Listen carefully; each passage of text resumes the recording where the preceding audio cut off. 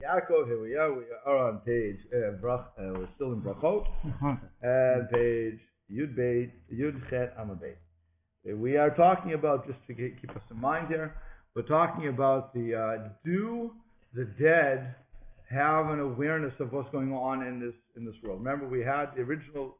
Never can forget the original way how we got in here. We had two people walking over the graveyard, through the graveyard, and one had his sitters hanging out. The other one says, hide your sitters because otherwise you're insulting you're denigrating the dead, because we can follow the mitzvot. They're not obligated to follow the mitzvot, therefore they are going to be upset. Rav Yochanan is the opinion who says they have no awareness of what's going on. That's what the verse says. Wow. And to which his partner in crime, I forget his name already, which let me just go back. He said that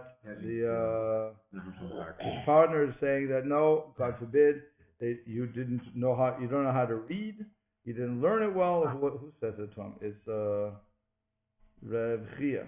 Rav Chia says to him that you really don't understand what is going on here, that really they do have a comprehension of what's going on, and therefore lift up your tzitzis, because otherwise what they'll say is, today they're mocking us, tomorrow they'll be with us. In other words, they're going to die, not literally the next day, but that's where we get into this whole conversation of what if anything, do the spirits, when they die, the neshama have any knowledge of what's going on in this planet? Let me ask you just a quick tangential question. Just in Yaakov in general, it's all the stories of the Gemara all the way through. Is it like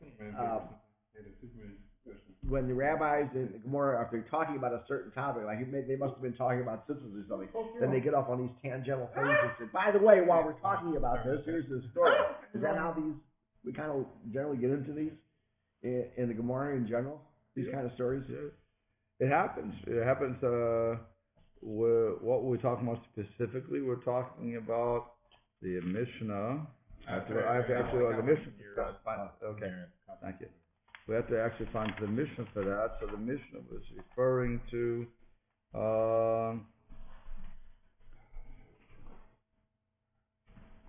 no, it's talking about the dead. The Mishnah is talking about the dead. It's saying that if somebody's dead relative is lying in front of them, so they're exempt from saying the Shema, they're exempt from tefillah, tefillin, all the mitzvot. Okay. So that's what we're dealing with. We're dealing with immediate halachas, but then it gets off into all this. Right. Correct. Okay. So the way the Gemara works is, in general, the way the Talmud works is, it talks about a subject, and then it expands out, and sometimes it doesn't always stay on track, and many times it will go on a tangent.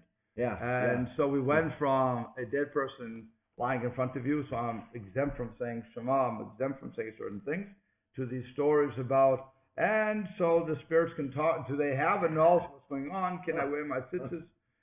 And they're practical halacha, by the way, because again, when we go to a cemetery, we tuck our tzitzis in. We don't, for those, let's say you would wear tefillin all day long, so you would have to take off your tefillin. For those, it really does set the mood for what we're supposed to do at the cemetery, okay?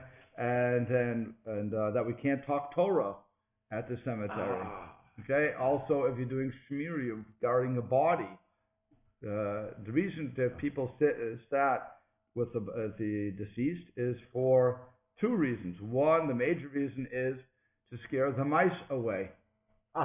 That was the real reason, to scare the mice away, because what happens is you have the dead body, it's there, it's not buried yet, it's in the casket, you just prepared it for burial. There's no, what do you call it? So now it's hot or it's cold. There's no embalming. There's no embalming, so now what happens is the mice are going to come and nibble, because there's nothing. This is interesting, when a person dies, the natural fear that an animal would have for the human is gone. Sure. And that's what we say. But that's not why the HOC cemetery has That's why we say when Cain was talking to God and said, anybody can kill me now. Who was he worried about? The rabbis asked. Was he worried about his father or his mother? No. He was worried about the animals. But why are you worried about an animal suddenly killing you? Because God, when God was saying to Cain, I'm kicking you out, he said, you removed your divine protection from me. That natural fear that the animals would have. So I'm now afraid that they're going to attack me. So Hashem gives him some sort of sign. May it be he inscribed a letter of the hay on his head or whatever he did. He gave him a dog. Different discussion about what he actually did. And that's what gave Cain the ability to live in that world. So now what happens is here where you have a person is dead, so they no longer have that divine protection from Hashem. Okay, that the neshama is gone. So and by the way, the animals, I don't know how they see the ionization. According to what scientists say, they can see the ionization of us, the electrical charges that are coming out. That's how they see us. So when our neshama goes away, that goes away with it. We no longer have the electrical charge running through. So at that point, they can now they know that we're dead, and they have no fear of us anymore. That we're going to do anything. That would be how the scientists would, or the rabbinical scientists would explain it. I'll say it like that. I don't know if there was an experiment. They don't use it for basic though. They use it for animals. I was trying to use it for I saw on some of these history channel, one of these scientific channels or something. Maybe I read about it, where they did an experiment. Somebody wanted to see what happened if the instant a person died. So they had they got the agreement of the family, whatever it was, and the person, his deathbed per se, right. Was on a specially calibrated, highly sensitive scale, and they could see whatever the weight was of the bed. They could see it in X number of decimal points out there to the exact poundage what it was, and they had him hooked up to all the instrumentation. At the instant of death, when his heart stopped, the scale decreased in weight by a tiny fraction. They said that's the soul leaving. Okay. Yeah. I don't know, but tiny, multiple decimal points, whatever it was. But at that instant. Okay. But I'm saying that's what we're seeing here. Yeah. But that's the practical stuff we're learning out of these sort of Gemaras. That we do have to have show a level of respect for the dead. Mm-hmm. How we show respect? By not doing certain things we normally would do. You can't eat in front of the dead. You're going to make a blessing. You can't daven while the dead are there because, again, they can't. So you're mocking them, as it were. You're mocking them. Or the person, the shomer is saying hello. That's not the same thing because what you're doing is singing to the person. So Tehillim is song. Okay, it's a song. It's a praise to God and stuff. But it's really a song that we're singing that helps the neshama go up. Okay. So that's why if you go to a terminally ill patients who are basically catatonic, and you start saying Tehillim, I can't say for everybody. I can only say for the people I've dealt with. You can see they calm down. Wow. They calm down. There's a sense of serenity. Even though they're not doing it, but apparently that helps. I don't know why, but it does. There was a famous. I've seen it myself, so. I forget one of these well-known Rebbitzins writing books. I forget which one. Rabbi's wife, and she told the story about a young girl, a teenager, who went to the deathbed of her grandmother in the hospital, and she was and this girl would daven at her grandmother's right by her side, and she's the grandmother's just about gone at this point. She's and she was holding her sister in one hand, davening, and holding her grandmother's hand in the other hand. When she got to Shema, she felt the grandmother's hand grasp her hand, but she was unconscious. But You know, this is one of the things they tell you at a deathbed. You know, all the senses start to shut down. They can't see, they can't talk, they can't feel, but they can still hear. Right. And that I have heard that. you know, like if you sing a hymn in those last minutes, or people are saying a prayer with them, you can see, you know, little rapid eye movements and things. Right. They say be sure not to discuss things that are unpleasant. You don't want them to You're not allowed to speak, right. If you're at a deathbed, you're not allowed to speak over the dead. You can't talk about funeral arrangements or anything else. You can't do it. But you know, they do react to music and kind words and prayers. Right. Good. Okay, so now here we go. Now we heard a whole proof before, at which we, namely that his chassid had a argument with his wife about he gave away his coin to some poor person. The wife started to yell at him. It was Erev Rosh Hashanah. He decides he doesn't want to stay home anymore, so he leaves. It says he went to a cemetery, where he hears two voices speaking, and he knows when to plant his crops, as it were. He got insider trading information. Okay, so and it worked out for him, and so the Gemara in the end, he did this 2 times. The third time, because the wife asked him after the second time, how come you're so lucky? He says, well, honey, what I do is I go to the cemetery every Rosh Hashanah, and I hear the voices, and they tell me, you know, I hear what's going on. So she tells somebody else an argument. So by the time the 3rd year comes along, and he's going again, the girl says, we can't talk anymore because people are hearing. So I approve that the Gemara says that. I have to order beer that the dead do know what's going on in this world. So the Gemara says no, it's not approved because maybe somebody just died and they told the information and so on and so forth. But really, they wouldn't have any knowledge of what's going on. Okay, that was the story. And we said that really this rabbi didn't go to the cemetery because you're not going to go to the mikvah and get yourself spiritually pure, only to go to a place that is the home of spiritual contamination. So really what it was is that he went into meditation, and that's where he was. In the state of meditation, that's when he had this vision, prophecy, however you want to call it. Use whatever English you want for that.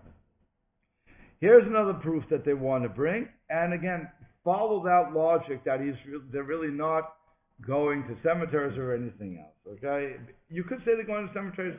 Simple thing they are, but the third case we're going to read is an impossibility because of the fact that the third person we're going to mention is a Kohen, and a Kohen cannot go to a cemetery.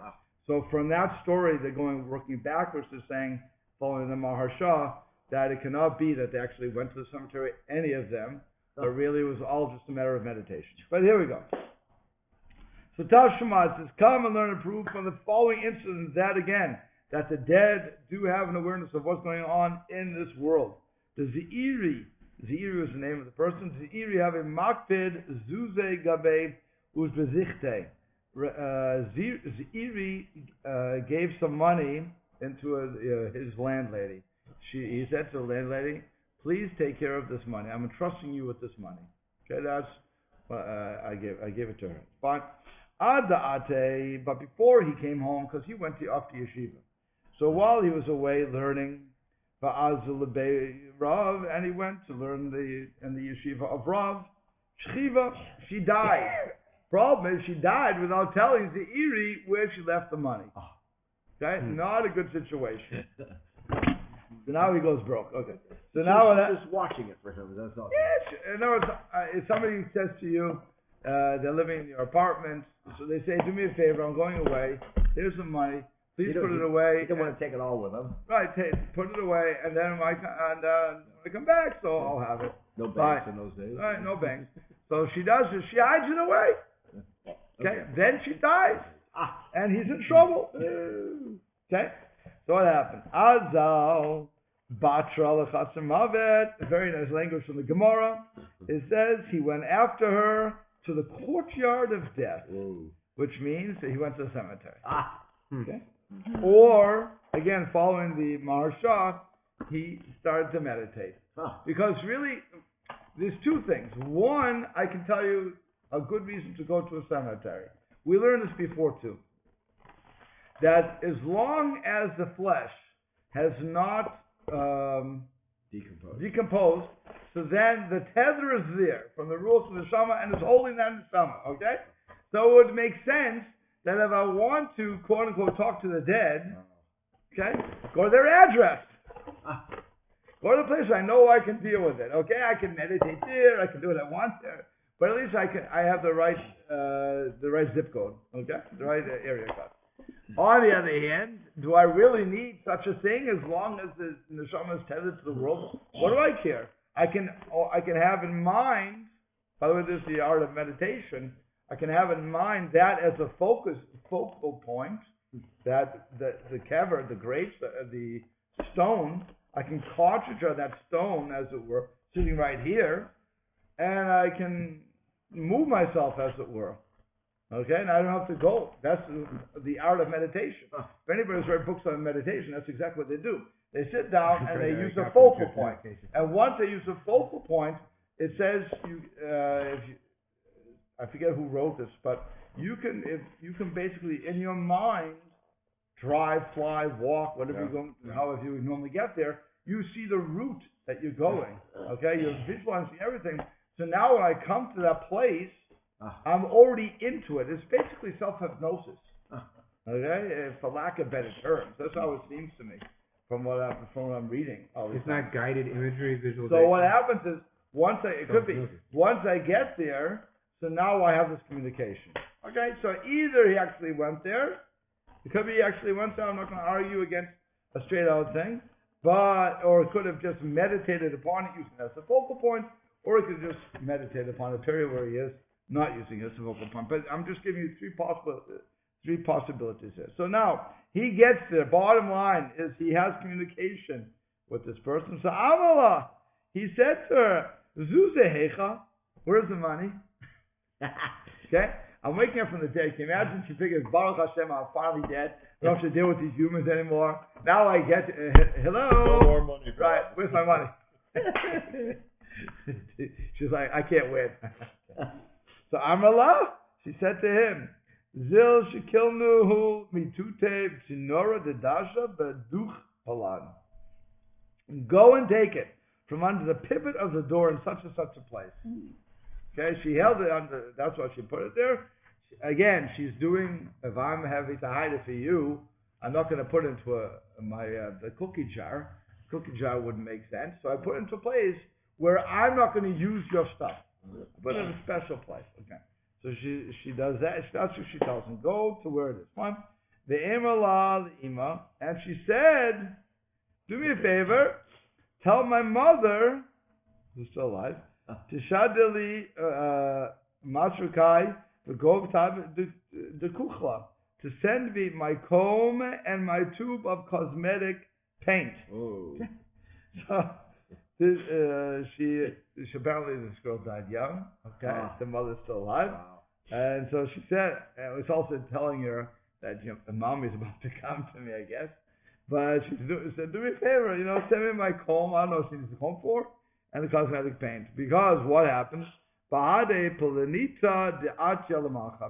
so and so is dying and coming here tomorrow to be buried. She wants to be ready. Apparently, she's going to have a date. I don't know what's going on here. But she knew someone was going to die, so she said, send me my comb and send me some mascara. Okay? Wow. Yeah, this morning I told the old lady, but I was going to come here and just to find the Sefer Yeshua, because I wanted to learn pineapple and the nice group of people Sefer Yeshua. So now what happens is, Alma Yada. So apparently, we do see that the dead know, since she knew that so-and-so that a person was dying, sick and dying, so that proves that she knows worldly events, right? If I know that somebody's going to die, so that's it. So the Gemara says no. Perhaps, and here's an interesting thing, Duma is the name of an angel, and they say this angel is the one appointed over the souls of the dead. That's how Rashi explains it. Okay, so you have this. I don't know how this actually works, but he's a malach. He says like I said, the angel is appointed over the dead. So he announces that now so and so is coming to the house, to the place. Okay, but that's as far as what else is happening in this world, they are unaware. That's what the Gemara is saying. There's no proof. You have this angel Duma, and they're just telling her that somebody's coming. We're going to have a new arrival in. They would not have known otherwise. It's like sitting in the Torah Center, and you're sitting here, and somebody comes in and says, "Your car is now being towed." Okay, I didn't know that before. You came in and told me.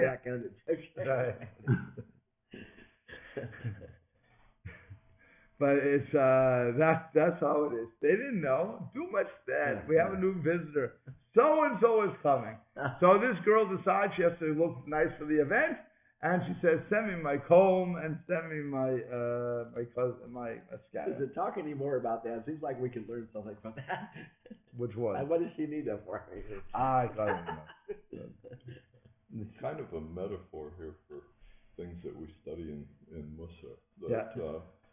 This idea of separating yourself, just like on this earth, before death, that if you want to get closer to God, you have to remove all these distractions and get yourself off and study groups and not worry so much about cosmetics and appearances and all the problems of the world. But this is one of the things that happens with death, that you're separated from all these needs to make money, needs for esteem and beauty. And like I said, nobody really explained why she needed the makeup. It's sounds like typical teenager, right? Self-absorbed. No, well, the way they want to say it is that she was upset that she died early.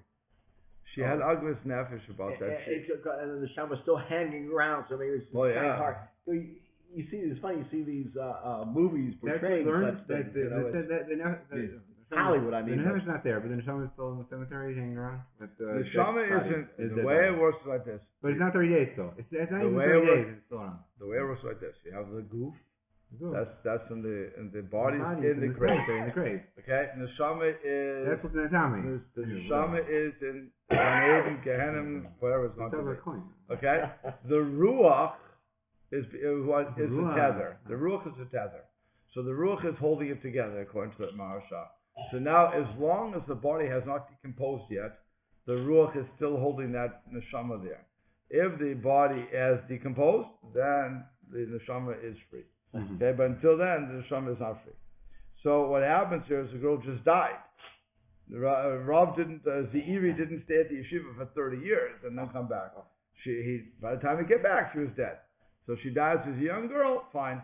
So apparently that's why she needed this sort of stuff. That's what the rabbis want to argue, that it was an expression of mournfulness for having died young. Okay, I don't know. Like I said, more than that, nobody really comments on those particular things much once a call. Right. And it's also an interesting imagery in that we always wonder what happens when we die and so on and so forth. But it's according to this Gemara, it seems that we're having some sort of bodily characteristics, that we're still worrying about our hair and so on and so forth. So it's strange. Whenever you come to Gemaras like this, they're strange. Which is why in yeshiva they don't learn them. They fly through it. But I I've tried to understand them, but more than that, they're hard. When it comes to something like that, they're very difficult. But the only point that the Gemara is bringing up at this time is that this potentially was a further proof that they knew, and so the Gemara says no, and it introduces us to the angel of Duma, which is it says that he just announced beforehand who's going to die, so that's how she knew about it. Fine. So now I have one more story. Well, actually a lot more stories, but this is the next story. Tashma, another proof that the malach, that the dead body has some awareness of what's going on here. So Tashma, come and Here another proof. The avoya de Shmuel, Shmuel's father, Havikai Makpid Gabe, he gave money. He was given money. Zuzeh Diafne, orphans' money. He was entrusted with this one you have already. Yeah. With orphans' money. Okay? So Kinach, you should have it. Kinach Navshe, Lo Hava Shmuel Gabe. But when Shmuel, when his father died, Shmuel was not with him, right? You have it? It says Shmuel ben Nachmani. Oh, you have it. Oh, here I have Shmuel ben Nachmani in parentheses. So now, what happens is, so he did not, and since the father died, he didn't have a chance to tell his son where he hid the money. And you're not going to leave this in your will, by the way. You're not going to leave, I hid the money in such and such a place for the orphans. That wouldn't be smart, because all somebody has to do is find that will and they know where the money is. This is, and for those who think that people don't do this, people do this. They hide money. If you were in Germany, I know my grandfather had a bank across the street. If he had any money in his will in his estate, he would have hid it. He would put it in a bank across the street. Okay, so that's not a good place, because banks aren't always available.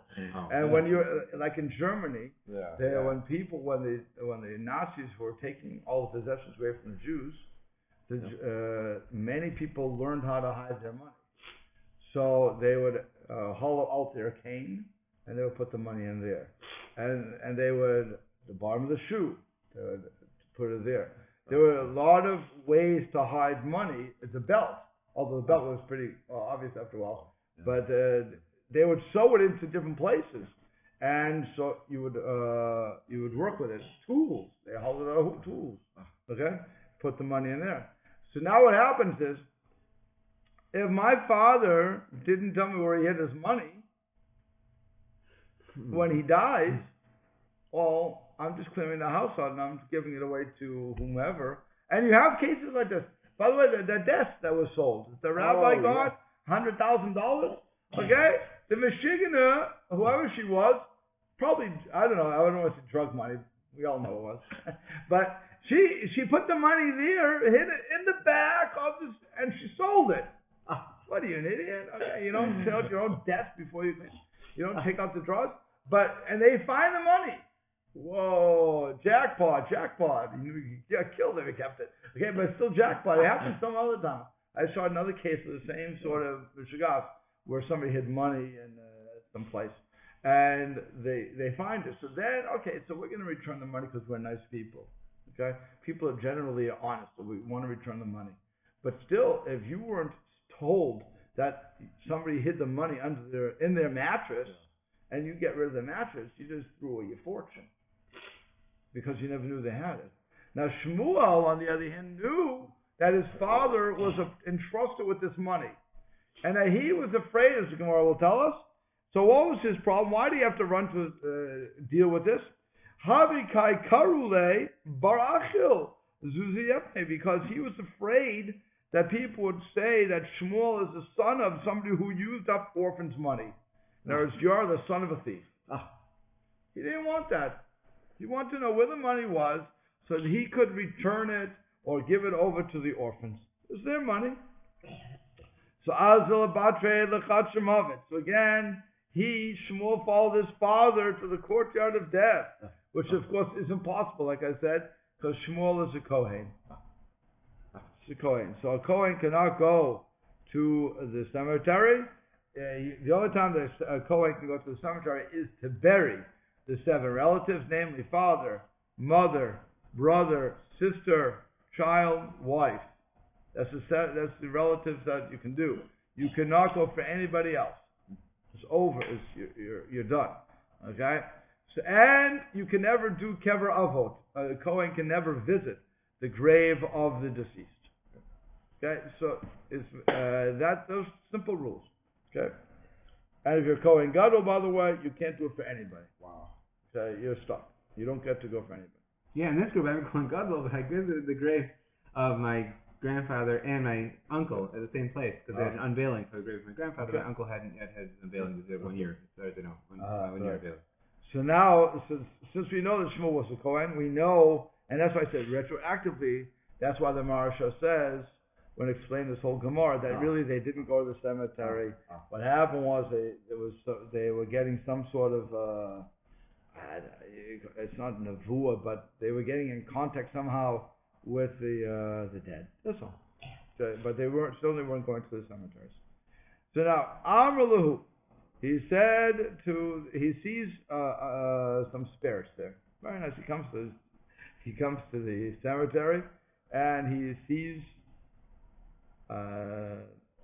spirits. Now, but this would make sense, of course, if I'm in a meditative stance, because if you go into meditative stance, what happens is you're free focused. You're actually unfocused. In other words, like I said many times, we don't see what's in front of our eyes because we choose not to. Okay? We know that if we tell you that there's a person right there, you're going to look there and you're not going to see anything. And you're going to think I'm insane. Okay? So, as a result, even if we do see something in between you and Yigal, for instance, we'll never admit to it. So, as a result, our mind says what we're seeing is not really there. And we no longer see it. If you want to see this in reality, look up at the sky when it's a clear night, and you look at a dim star. If you look straight at that dim star, you won't see it. But if you look a little bit off from that star, you will see it. The rods in your eyes will pick it up. It will not, but the pupil will not. Don't ask me why. Again, I don't really understand why, but that is reality. If I see it from this side, a little off, my rods will pick it up for some reason. It picks up that sort of light, but straight on, I can't see it. So it's like other dimensions. Like you see in different dimensions. Okay. You mean if I'm looking straight, but how would that work? So if I'm looking straight, I don't see it.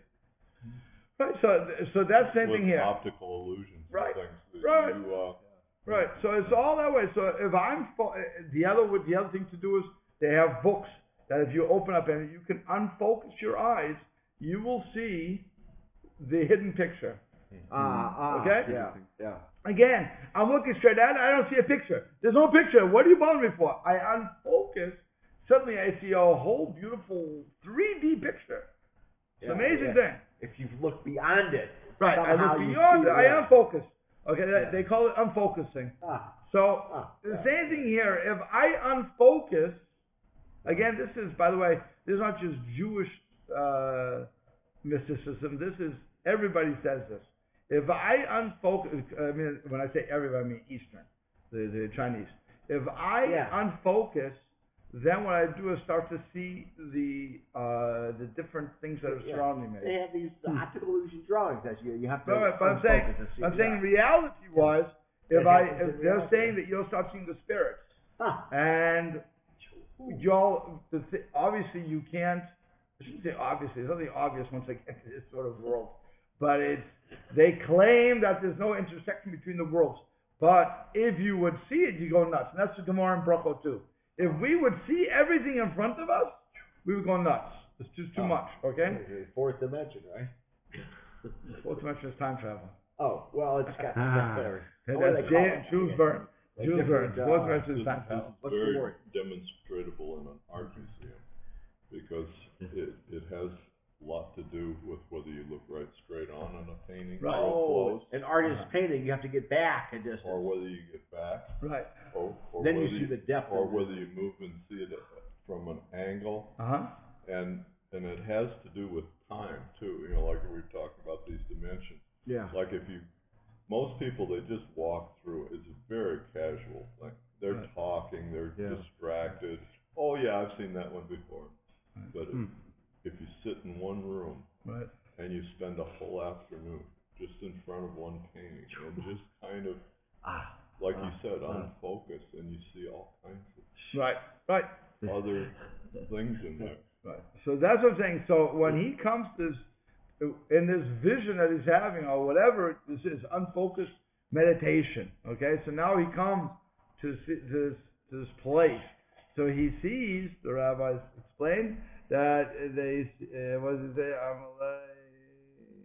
say? They were, Rash explains that the dead revealed themselves to him as if they were sitting around the graveyard, grave sites in a circle. Boy. Okay, that's what he sees. He sees these guys hanging around having a cup of coffee. I don't know what they're doing, but that's what they're. Could be another aspect, like, prophets oftentimes go to the desert, and the lack of sensation gives them more spiritual sensation. Correct. And a cemetery, it's always removed from traffic. People are usually very respectful, and they aren't talking. They don't bring their Walkman and play loud music, and so it is kind of a deserted place. You didn't go to the graveyards I went to. Oh. In Stoughton, they did that. They had parties by the graveyard. Oh my goodness. Parties? They would bring the beer, the kids. They would drink their beers. They knew nobody would come in to bother them. Oh, you're saying just people. Yeah, at night. That happens over something. At night. That's drunken part. Right. Okay, so let's get back to this. Like I said, this particular person cannot be at the funeral at the cemetery. So it must be that he was in the meditative stance. So what happens? He says, "Be'ina Abba." He says to them, "I seek Abba."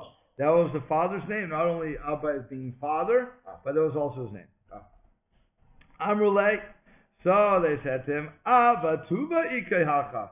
There are many Abbas here. A lot of people name Abba. Well, who do you want? Can you have more of an address, please?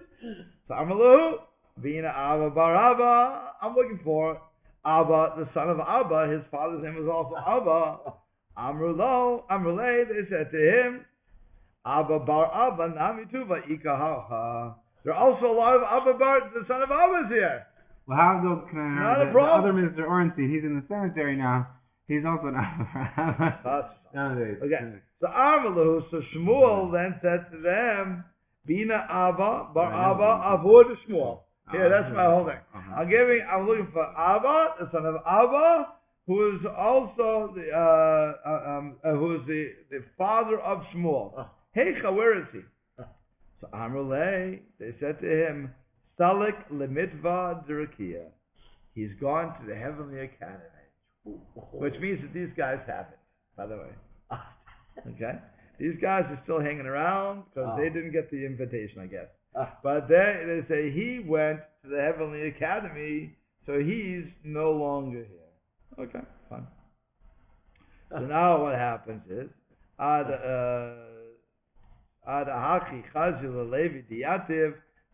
meanwhile, Shmuel noticed that his deceased friend Levi was sitting outside the circle of the dead. Okay? He wasn't sitting with them. Amalei. So Shmuel said to Levi, Yadvat Abarai, why are you sitting outside the circle of these other dead guys here? You should be sitting with them. So, and more than that, my time Allah Salat. And why haven't you ascended to the heavenly academy? You should have also gone with my dad. So Amalei, so Levi said to him, the reason I have not been admitted to the academy up in Shamayim is, they said to me, Kol ki hanach shnei, the lo salika the midva the Rabbi Afes, for as many years as you did not go to the academy of Rabbi Afes, v'chalishta l'daita, and thereby you caused him distress, lo ma'alinan lach lamidva derkiyah. We won't admit you to the heavenly academy. So what happened there? So if you go to the Gemara in Ketubot, which is on 103, there's a whole story here. That Reb Chia was supposed to be a let me just make sure. Yeah, by the way, personal story. I know Mr. Osham good, and we did Kodesh. But let's say when this Gemara was my grandfather, when this Gemara was my uncle, because they were supporting in yeshiva, and then I didn't go to yeshiva. I don't know what I do. Okay, so let me get this. I don't go to the cemetery. Go here. So you have Chanina Bar Chama. Chanina Bar Chama was the son of Chama. Was told to be at the was told that he should sit at the head of the academy. So what happened? Lo kibel Rav Chanina. Rav Chanina said, no, I don't want it. Why? I want to accept the position. I'm not going to accept this position. Why? Shaya Rabbi Afes gadol mimenu, because Rav Afes was older than him. Oh, gadol. Shtei shanim by 2.5 years. So since he was older than him and he was a Talmud Chacham, Rav Afes was also Talmud Chacham, it would have been disrespectful to leave the academy while Rav Afes was alive. So he didn't do it. At the same time, so Yativ Rabbi Afes Beresham, that's why Rav Afes sat the head of the academy first. Yativ Rav Chanina Abarai, and Rav Chanina sat outside the academy. He sat outside the study hall. He didn't want to be inside the study hall because he also was a Talmud Chacham, and he felt that it would be a denigration of his learning to sit inside.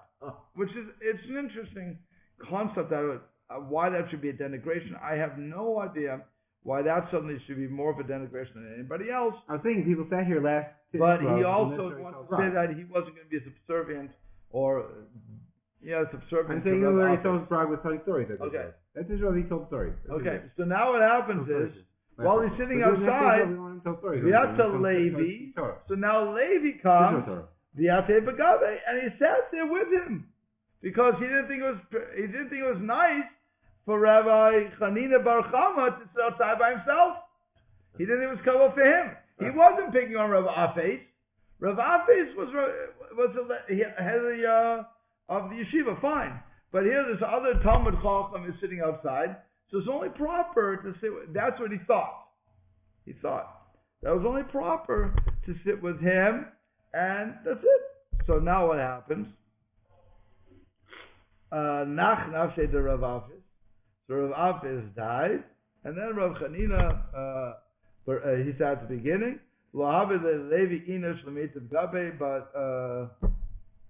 Levi didn't have anybody to come and study with, so he goes to Bavel. The point is that and then it says further, the Gemara goes on, that that's what they said. I'll just give you the end. The reason that he didn't get to sit in the academy was because, in other words, the Heavenly Academy, when he dies, is because he thought it was better to sit with Chanina Bar Chama, who had forfeited his position over Rav Afes, in respect for Rabbi Chanina Bar Chama, but not taking into account how Rav Afes would feel about that. So since he didn't go to his Rebbe, as it were, and say, Rebbe, what should I do?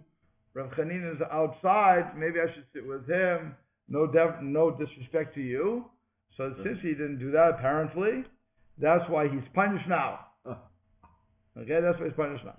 So that's why he's sitting outside. Okay. So now, so in the meantime, after hearing that whole story, so finally Shmuel's father arrived. He comes back, he says, okay, what can I do for you, Ben? So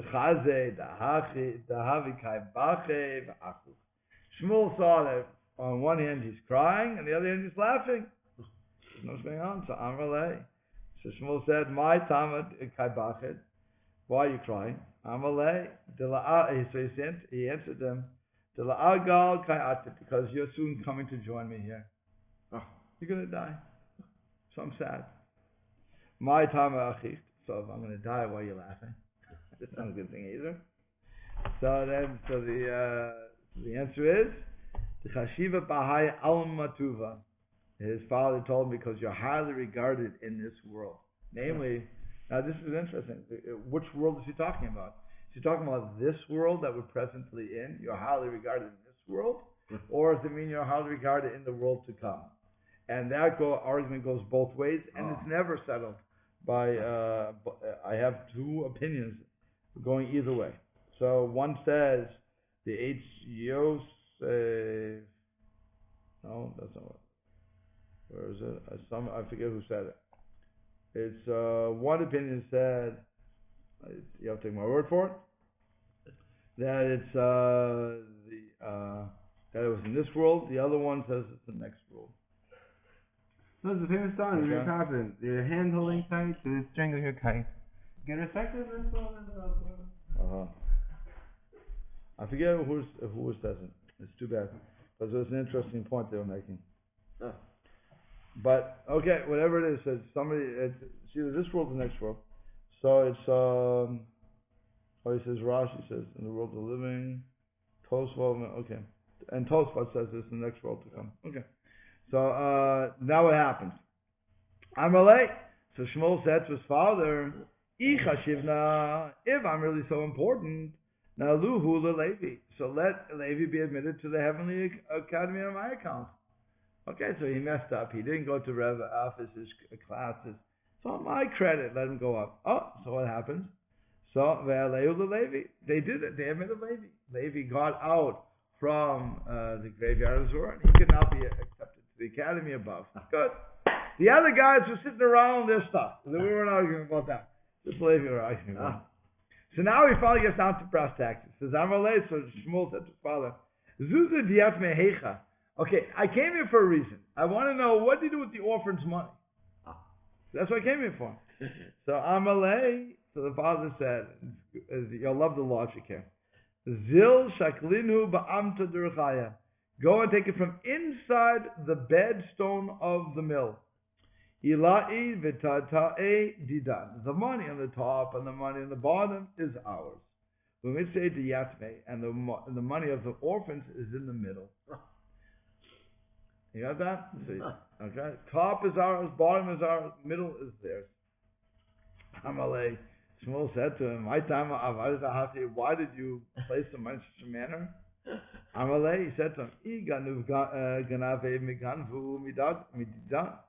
so I held, if the robbers should steal any of the money, they're going to steal ours first because the money's on top. They're going to grab our money. If, on the other hand, the ground is going to ravish some of the money as if you're going to hide money normally, some of it's going to be destroyed. So then, again, it would be ours first, and bottom line is, the orphan's money would be left alone in either case. So what happens is, Gemara says, Alma diade, so apparently then we say that the dead do know of the earthly affairs. Why do they say that? Because he said you're going to die. Why don't you say Duma said you're going to die? Why don't I say that? I don't know why you couldn't just say that. So the Gemara says, no. Dilma shiny Shmuel. Perhaps we want to say that Shmuel is different. Why? Because since such a highly regarded person was coming, they proclaimed in advance of his death, make room. We have another person coming. Okay. So it could be, it doesn't necessarily again prove that the dead know anything of what's going on in this world. All it proves is that maybe because of his importance, that they were saying make room, because we have another guest coming to us right now, and we'll have to stop there. Yeah, I think St. Paul's